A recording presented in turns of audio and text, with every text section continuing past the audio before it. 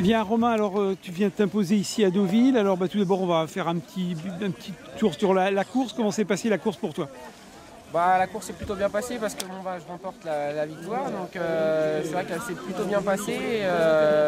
Donc voilà, dans l'ensemble, c'est une bonne prestation et une bonne préparation surtout pour la future saison 2019 sur route qui arrive à grands pas maintenant dans 15 jours. Alors l'objectif c'était pour toi de partir tout seul parce que rapidement dès les premiers mètres tu as décroché le peloton? Ouais, non, pas forcément. Non. Je voulais vraiment prendre la tête et puis pour assurer, prendre mes trajectoires parce que c'est vrai que quand on est bloqué dans le trafic, on subit la trajectoire et puis des fois voilà, les coups de patin, tout ça. C'est plus objectif de prendre la tête et puis prendre les trajectoires que j'avais envie. Puis le trou s'est fait donc automatiquement, l'écart s'est creusé et puis après j'ai pu assurer sur la fin pour pouvoir aller jusqu'au bout sans pépin mécanique et physique ou éviter de mauvaises chutes. Ouais. C'est mieux de faire finalement une course en solitaire plutôt que d'être avec 2 ou 3 coéquipiers? Ouais, c'est toujours un avantage. C'est vrai que comme j'ai dit tout à l'heure, on choisit vraiment ses traces et puis c'est vrai que dans le cyclocross, les trajectoires c'est très important. Donc c'est clairement un avantage d'être tout seul et puis de pouvoir faire un peu être libre de ses propres trajectoires, de savoir où on met nos roues, c'est quand même important. Alors tu as fait combien de cyclocross dans la saison là, de cette année? Là ça va être mon 5e cyclocross. Ah oui, seulement 5, d'accord. Ouais. Donc première victoire ici à Deauville également. Ouais, première victoire ici à Deauville. J'avais fait 3 l'année dernière, ouais. J'avais fait une année 2. Donc aujourd'hui c'est la bonne. Alors donc comme on se disait tout à l'heure, tu fais beaucoup moins de cyclocross qu'avant.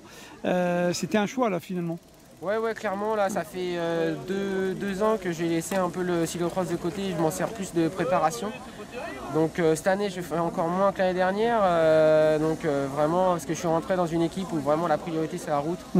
Donc voilà, je fais vraiment une préparation route et puis je me sers du cyclocross pour faire des intensités en fin de saison en vue de la saison 2019 qui arrive à grands pas. D'accord, alors donc c'est ce que je disais tout à l'heure, tu vas commencer la route dans une quinzaine de jours, donc dans le Haut-Var, c'est ça? Ouais, voilà, là, en 15 jours, on s'en va avec l'équipe, donc une semaine en stage où on va participer au Boucle du Haut-Var. Donc c'est l'avantage de normalement rouler dans des conditions un peu meilleures qu'en Normandie et puis accumuler les kilomètres, les jours de course. Donc pour arriver aux premières échéances Coupe de France qui arrive très vite, donc début mars. Donc il va falloir être prêt rapidement.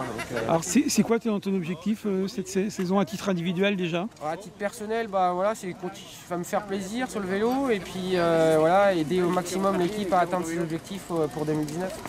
Alors donc tu disais également qu'un peu plus tard tu referais peut-être un peu plus de cyclocross quand les années viendront, c'est ça? Ouais, j'espère revenir au cyclocross dans 2-3 ans, une fois que j'aurai fait un peu le tour de la question sur la route. Donc dans 2-3 ans, j'espère finir ma carrière sur des saisons de cyclocross où il y a besoin quand même moins d'entraînement, donc vu que c'est beaucoup plus court. Donc je vais revenir à mes premiers amours, entre guillemets. Alors toi, ça fait longtemps, j'imagine, que tu fais du vélo, parce que moi j'ai connu ton papa, Jackie Chanzin, c'est bien ça, hein, qui fait du vélo dans les années 70, donc ça nous rajeunit pas. Donc c'est grâce à papa que tu as fait du vélo? Ouais, c'est vrai que je suis ici une famille de cyclistes, donc tout le monde dans la famille, les cousins, les oncles, tout le monde a fait un petit peu de vélo. Ouais. Donc, mais bon, comme tous les ados, j'ai aussi essayé un peu de sport, le foot, etc. Mais c'est vrai que le vélo, quand on est ici une famille, on doit avoir ça dans les gènes. Donc le cyclisme a tout de suite pris le dessus sur tous les autres sports. Alors qu'est-ce qu'il faut comme atout pour faire du vélo? Un peu les mêmes atouts que papa, c'est un très puncher comme ça? Ouais, non, les atouts, je pense qu'il faut déjà être passionné parce que c'est vrai que le vélo c'est un sport très dur, très difficile, qui demande beaucoup de sacrifices. Et c'est vrai que au moment de l'adolescence et tout ça, quand les copains sortent, c'est difficile. Il faut rester, c'est compliqué. Donc il faut déjà être passionné et puis avoir une grosse envie. Et puis aimer se faire mal aussi surtout. Et puis aimer ça surtout. Parce que faire du vélo sans aimer, c'est compliqué. Alors on arrive à conjuguer la vie professionnelle et puis, parce que toi tu es amateur, c'est ça? Ouais. Ouais, donc ça n'a pas été évident quand même. Non, c'est vrai que entre le travail et puis la vie personnelle, plus l'entraînement. Ça fait des semaines chargées. Ouais, ça fait des semaines vraiment où toutes les semaines sont calculées au millimètre, comme on dit. Donc, mais bon, ça se fait. J'ai la chance d'avoir une compagne qui est ici du milieu du vélo. Ah, d'accord. Donc c'est un atout aussi. Ouais, sinon ce serait peut-être compliqué quand on part loin. Ouais. Ok. Eh bien, merci beaucoup Romain. Merci à toi et bravo pour cette victoire. Merci.